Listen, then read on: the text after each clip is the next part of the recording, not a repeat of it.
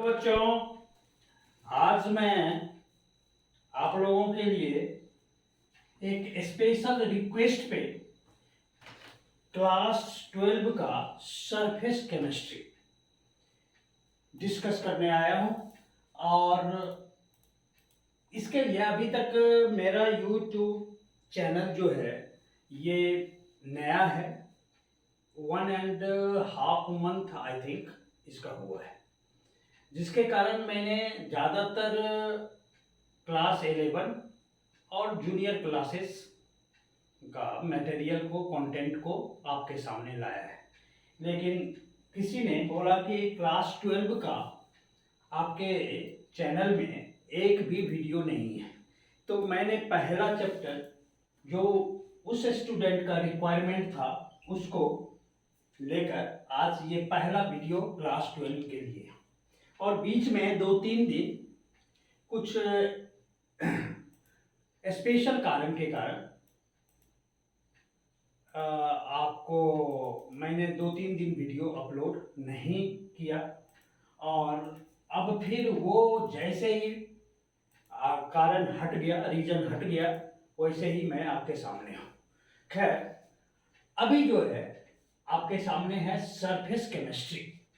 Surface chemistry मतलब होता है, पहले तो ये देखिए कि सरफेस केमिस्ट्री में हम क्या क्या पढ़ेंगे। सरफेस केमिस्ट्री में वो फेनोमेना, ये chapter surface chemistry, surface chemistry, this chapter deals only about the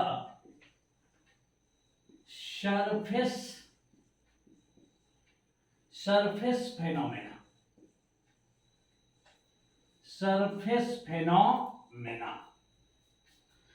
अब ये सरफेस फेनोमेना आगे चल के हम लोग देखेंगे।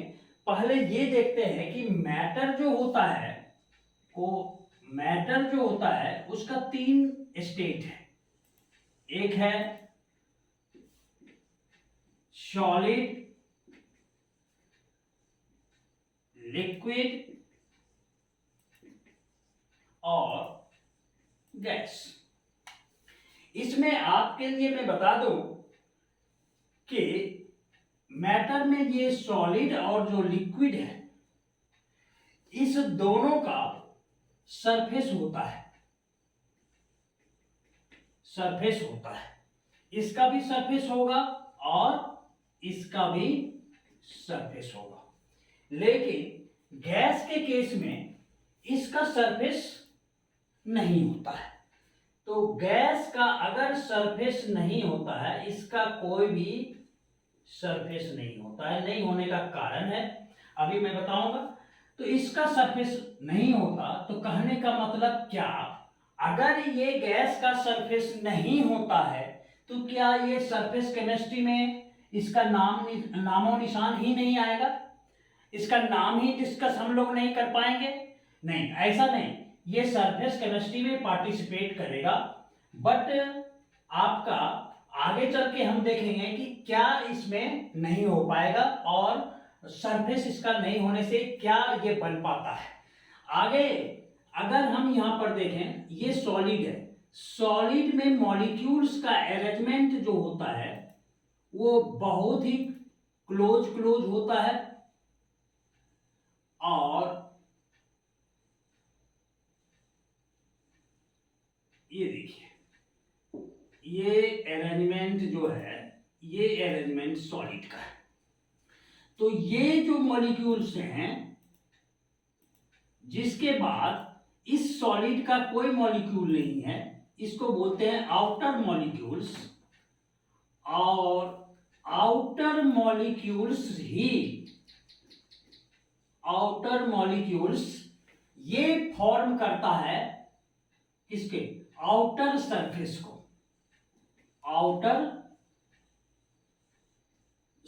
को, ये इधर भी ये हो गया आउटर सरफेस, ये भी हो गया आउटर सरफेस, और वो ये भी हो गया आउटर सरफेस। तो इसमें सॉलिड में आउटर सरफेस होता है, और ये बीच के जो मॉलिक्यूल्स हैं इस यहां इस पोर्शन से, ये सारे जो हैं ये कहलाते हैं बल्क।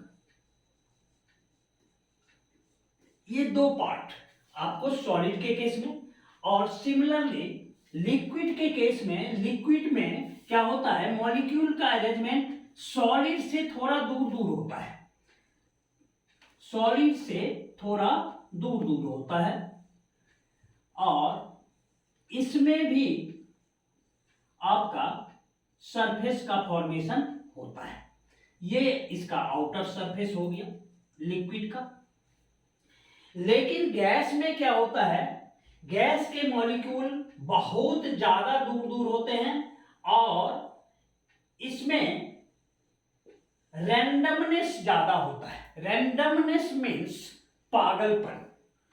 पागलपन, गैस के मॉलिक्यूल जो होते हैं ज्यादा पागल होते हैं, डिसऑर्डर्ड होते हैं, ये रैंडमली किसी भी डायरेक्शन में भागते रहते हैं, जिसके कारण इसका आउटर मॉलिक्यूल को हम लोग नहीं देख पाते, जिसके कारण आउटर सरफेस यहां पर नहीं बन पाता। रैंडमनेस के कारण, रैंडमनेस के कारण, गैसियस मॉलिक्यूल के पागलपन के कारण इसमें सरफेस का फॉर्मेशन नहीं हो पाता। तो सरफेस केमिस्ट्री में हम लोग ये अब समझ में आ गया कि ये सॉलिड और लिक्विड इस दोनों का सरफेस है होता है। तो सरफेस केमिस्ट्री में इसके सरफेस पे ही हम लोग डिस्कस करेंगे, और इसके बारे में हम लोग आगे देखेंगे कि इसमें क्या हो सकता है, सरफेस केमिस्ट्री में ये पार्टिसिपेट करता है या नहीं करता है। अब जो है,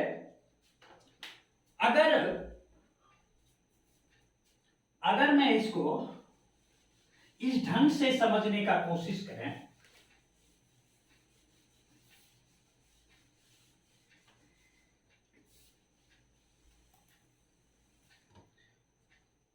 यहां पर अगर ऐसा करें, अब देखिए इसमें सरफेस केमिस्ट्री में कुछ टर्म्स हैं, और एक टर्म जो है एनसीईआरटी के हिसाब से, मैं उस टर्म को जो कि इससे रिलेटेड नहीं है उस टर्म को पहले मैं बता रहा हूं। वो टर्म है एब्जॉर्प्शन। एब्जॉर्प्शन, एब्जॉर्प्शन जो है ये सरफेस फेनोमेना नहीं है। Surface phenomena, surface phenomena, it is not a surface phenomena, it is not a surface phenomena. Absorption is not a surface phenomena. जब ये सरफेस फेनोमेना एब्जॉर्प्शन नहीं है, फिर भी मैंने इसको पहले आपको इस टर्म को बताना उचित समझा। क्यों, इसका कारण है, अब बताते हैं। जब ये सरफेस फेनोमेना नहीं है तो ये क्या है, सरफेस फेनोमेना अगर ये नहीं है तो ये है क्या चीज, बल्क फेनोमेना। तो एब्जॉर्प्शन जो है बल्क फेनोमेना है, जो कि स्टार्ट होता है। अब ये बोलिएगा कि ये सरफेस पे जब नहीं होता है तो क्या जंप मार के बल्क में पहुंचता है। ये देखिए, ये जो है यहां पर देखिए, अगर आप मेरी बात को समझ पा रहे हैं, ये देखिए, ये जो है ये बल्क है। जब ये एब्जॉर्प्शन जो है सरफेस फेनोमेना नहीं है तो ये बल्क फेनोमेना कहलाया। आप तो बताइए कि ये बल्क फेनोमेना जो होगा क्या इसको जंप करके आएगा, नहीं। क्या होगा, ये स्टार्ट होगा, एब्जॉर्प्शन भी स्टार्ट होगा कहां पर, सरफेस पे ही स्टार्ट होगा, बट ग्रेजुअली ये पूरे बल्क में स्प्रेड कर जाएगा, थ्रू आउट यूनिफॉर्मली स्प्रेड कर जाएगा।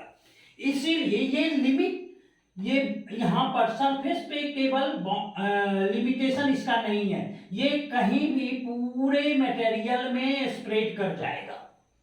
जैसे एक एग्जांपल अगर दें, आप लोगों ने गुलाब जामुन, रसगुल्ला, शुगर सिरप वाला जो भी मिठाई आप लोगों ने खाया होगा, उसमें देखे होंगे कि गुलाब जामुन के बॉल को शुगर सिरप में डाल दिया जाता है। डालने के बाद पूरा एब्जॉर्प्शन हो पाता है। शुगर, ये गुलाब जामुन का बॉल वो शुगर सिरप को कंप्लीटली अपने में एब्जॉर्ब कर लेता है थ्रू आउट। अगर एब्जॉर्ब कर लेता है यानी बल्क पोर्शन में भी, बल्क एरिया में भी पहुंच जाता है शुगर सिरप, और उस गुलाब जामुन को आप खाते हैं तो सब जगह समान आपको मिठास, आपको स्वीटनेस मिलता है। लेकिन यहां पर देखिए, ये स्टार्ट होगा यहीं से और वो बाद में चल के यहां तक पहुंच जाएगा। सो एब्जॉर्प्शन जो है ये bulk phenomena which occurs at surface and after some sometimes it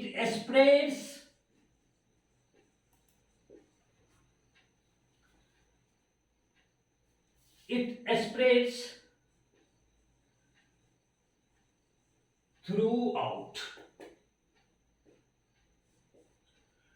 अब यहां पर देखने की बात है, जैसे एक ये गुलाब जामुन है, अब इसमें शुगर सिरप जो है पूरे बल्क एरिया इंक्लूडिंग सरफेस सब में शुगर सिरप है। तो ये सरफेस पे स्टार्ट हुआ, अंदर में भी पहुंचा ये बल्क पार्ट में, और ये एब्जॉर्ब कहलाया। अब देखिए यहां पर ये शुगर सिरप अंदर में पहुंचा है, तो एक और टर्म मैं आपको बता दूं कि इसमें कौन चिपका, बल्क पोर्शन में एक्यूमुलेट कौन हुआ, शुगर सिरप। तो जो एक्यूमुलेट होता है उसको बोलते हैं एडजॉर्बेट, सॉरी एब्जॉर्बेट। यहां पर हम लोग पढ़ रहे हैं एब्जॉर्प्शन, तो ये होगा एब्जॉर्बेट। ये कौन है एब्जॉर्बेट, यहां sugar syrup. Sugar syrup absorbent है, और ये गुलाब जामुन का जो बॉल है वो क्या किया है, शुगर सिरप को अपने बल्क पार्ट में पूरी थ्रो आउट जो है स्प्रेड करवा लिया है। तो जिसने शुगर सिरप को स्प्रेड किया है, एक्यूमुलेट किया है अपने में, उसको बोलते हैं, यहां पर ये जो गुलाब जामुन का बॉल है ये कहलाया आपका एब्जॉर्बेंट। एब्जॉर्बेंट कहने का मतलब, इसको इस ढंग से अगर आप समझने का कोशिश करें, एब्जॉर्बेट एंड एब्जॉर्बेंट, जो चिपक जाए, जो चिपक जाए। आप लोगों ने एक मूवमेंट देखा होगा, पढ़ा होगा, इन्वायरमेंट बचाने के लिए चिपको मूवमेंट। चिपको मूवमेंट सुंदर लाल बहुगुणा जो है उसका बहुत बड़ा लीडर था, जो कि चिपको मूवमेंट जो है उसमें क्या होता था, किसी गाछ को काटने से बचाने के लिए क्या करता था, कुछ महिलाएं, कुछ पुरुष जो है उस गाछ से चारों तरफ घेर के खड़ा हो जाता था। कहां पर घेर के खड़ा होता था, सरफेस पे।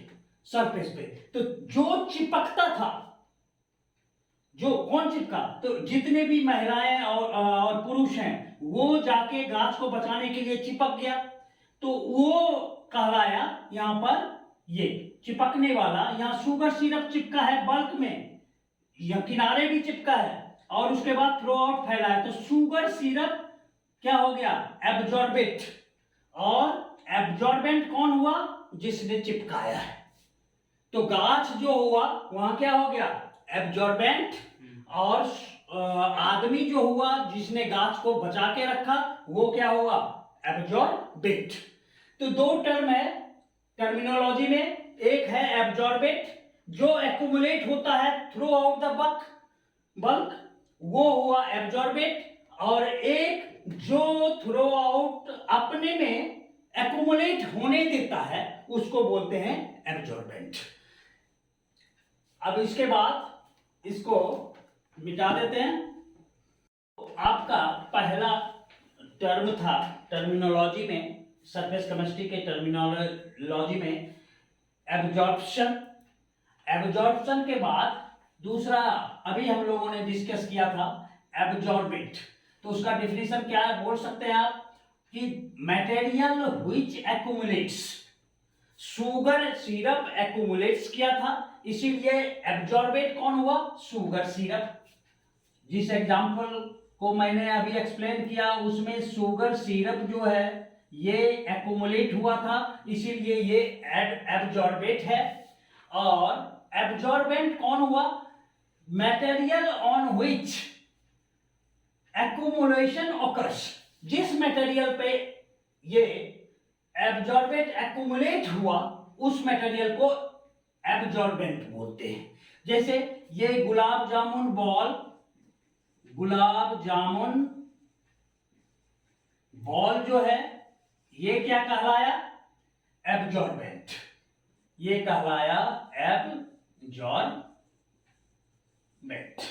अब इसका ढेर सारा एग्जांपल है। स्पंज देखा होगा आप लोगों ने, स्पंज को आप पानी में डालो तो एब्जॉर्प्शन जब होता है तो जिस मटेरियल पे एब्जॉर्प्शन होता है एब्जॉर्बेट का, वो मटेरियल थोड़ा ज्यादा, पहले से ज्यादा उसका डायमेंशन चेंज हो जाता है, शेप साइज बड़ा हो जाता है, फूल जाता है। जैसे स्पंज को लीजिए, स्पंज जो है ये स्पंज है, इसमें आप इसको पानी में डुबाइए, ये क्या होगा, अपने नॉर्मल शेप से थोड़ा डायमेंशन में क्या हो जाएगा, ज्यादा हो जाएगा, इसका मास भी बढ़ जाएगा, क्योंकि इसमें एब्जॉर्बेट जो है एक्यूमुलेट कर गया है थ्रू आउट बल्क में भी। और ये यहां पर वाटर इसमें गया है, तो वाटर यहां पर क्या हो गया, वाटर हो गया एब्जॉर्बेट। और स्पॉन्ज जो है, स्पॉन्ज हो गया यहां पर क्या, एब्जॉर्बेंट। तो अगर आप लोगों ने एब्जॉर्प्शन और उसके दो टर्म एब्जॉर्बेट और एब्जॉर्बेंट को अच्छी तरह से समझ लिया है, तो नेक्स्ट जो टॉपिक है वो है इस सरफेस केमिस्ट्री से रिलेटेड, इस सरफेस केमिस्ट्री से रिलेटेड है, वो टर्म है एडजॉर्प्शन। एडजॉर्प्शन, ध्यान दें दोनों में ज्यादा का डिफरेंस नहीं है, ज्यादा का डिफरेंस नहीं है। यहां पर बी था और अब यहां पर क्या हुआ, डी आ गया।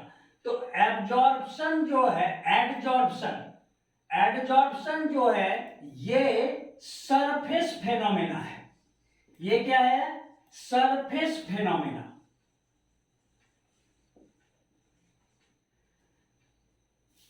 It occurs at outer surface only. It occurs at outer surface only. ये एडजॉर्प्शन सरफेस फेनोमेना है जो कि आउटर सरफेस पे, ये बल्क में नहीं पहुंचता। अब देखिए इसको समझने के लिए अगर एनसीईआरटी के अकॉर्डेंस में हम लोग अगर चलें तो ऐसा करते हैं। अब देखिए मान लेते हैं ये एक कंटेनर है और इसमें कोई भी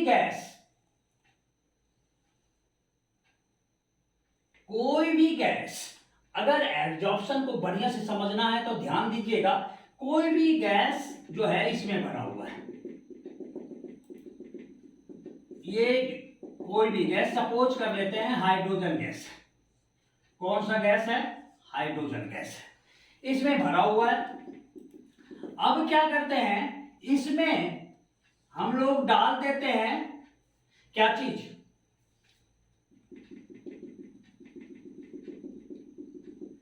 अब देखिए, पहले समझ लीजिए, जब किसी कंटेनर में कोई गैस होता है तो आपने अभी थोड़ी देर पहले सुना है कि गैस के मॉलिक्यूल रैंडम मोशन करते हैं, रैंडमली इधर उधर भागते रहते हैं। उसकी काइनेटिक एनर्जी जो होती है गैसियस मॉलिक्यूल की, वो बहुत ही ज्यादा होती है काइनेटिक एनर्जी। जब काइनेटिक एनर्जी ज्यादा होती है तो ये एक सिस्टम है, सिस्टम से ये बाहर में भी एनर्जी देते रहता है।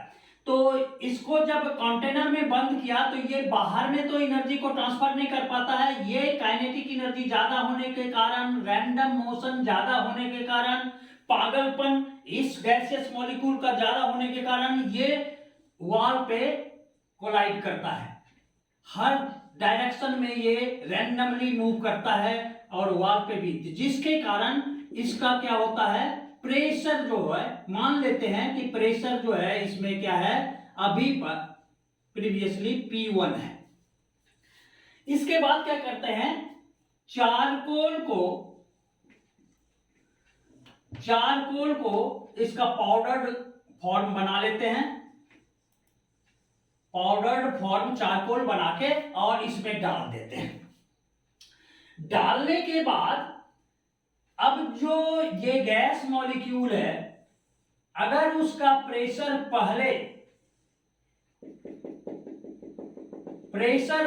जो है, इसमें चारकोल पाउडर भी है, उसका मॉलिक्यूल भी है,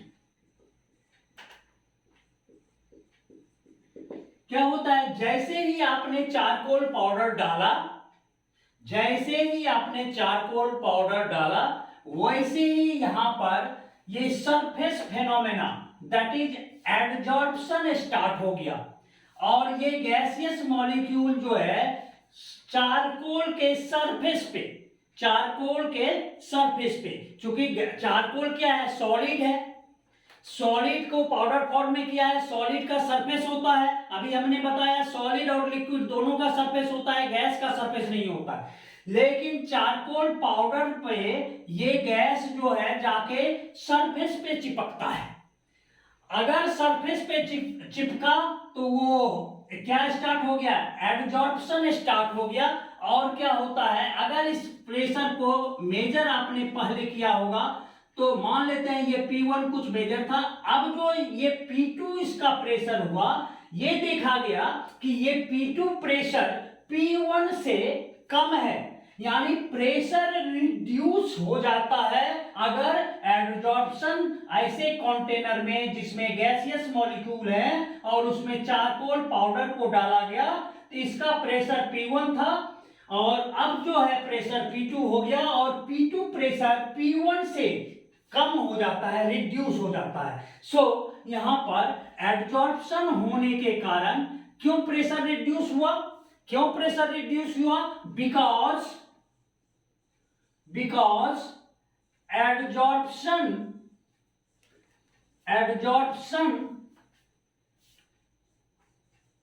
टेक्स प्लेस। जैसे ही चारकोल पाउडर डाला, गैसियस मॉलिक्यूल इस पे जाके चिपकना, सरफेस पे जाके चिपकना चालू हो गया और उसके कारण वो रैंडमनेस कम हो गया, वो जाके उससे चिपक गया तो रैंडम भाग नहीं रहा है वो, जिसके कारण प्रेशर क्या हो गया, रिड्यूस हो गया। समझ रहे हैं मेरी बात को?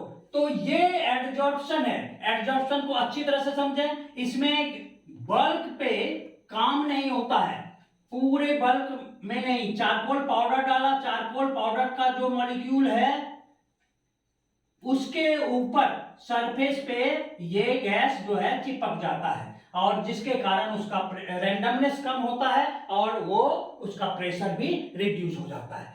तो जब एडजॉर्प्शन को अगर आपने समझ लिया इसके बाद आता है, यहां पर देखिए, एक चीज जो चिपका और एक वो जिसने चिपकाया। तो जो चिपका वो हुआ एडजॉर्बेट।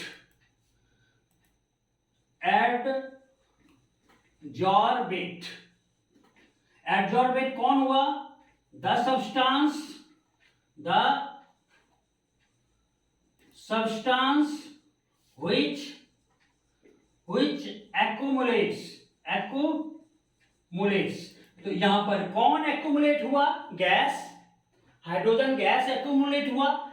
और एक्यूमुलेट किसने करवाया अपने सरफेस पे? वो है चारकोल पाउडर। तो एडजॉर्बेट हो गया कौन? हाइड्रोजन गैस यहां पर।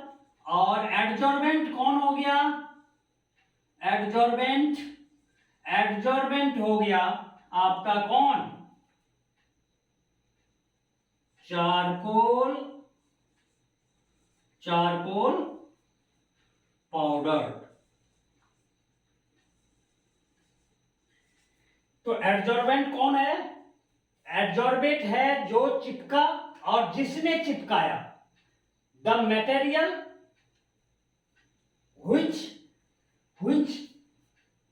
where accumulation takes place। the material where accumulation कहाँ हुआ? चारकोल पाउडर पे। तो एडजॉर्बेंट कौन हुआ? चारकोल। तो एडजॉर्बेंट को लिख सकते हैं आप material on which accumulation takes place।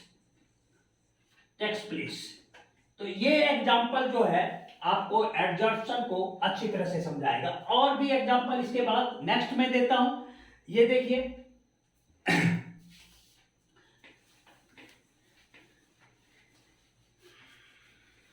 Next example अगर आप देखना चाहें तो वो ये है। आपने देखा होगा, मान लेते हैं, हम ले लेते हैं इसमें एक डाई, कोई भी डाई का सॉल्यूशन ले लेते हैं। डाई सॉल्यूशन, और इसमें जो है डाल देते हैं इस बार एनिमल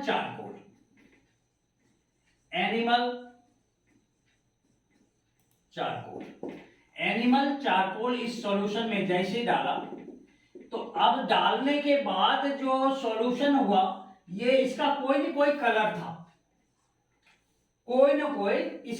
था। जैसे ही एनिमल चारकोल आपने डाला, ये बन गया। अब जो है ये सॉल्यूशन क्या हो गया? कलरलेस हो गया। इसका कोई न कोई कलर था और अब जो है ये कलरलेस हो गया। क्यों कलरलेस हो गया? Because adsorption takes place.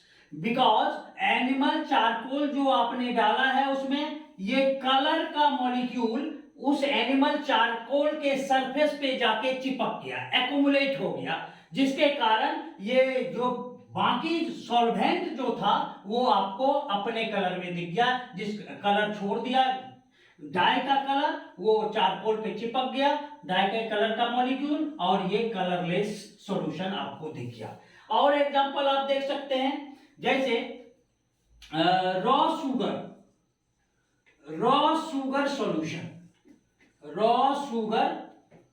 Solution, इसमें भी आप डाल दीजिए क्या चीज? एनिमल चारकोल अगर डाला आपने, जैसे ही एनिमल चारकोल डाला वैसे ही रॉ शुगर सॉल्यूशन का कुछ ना कुछ कलर होगा, और वो बाद में ये क्या बन जाएगा? कलरलेस बन जाएगा।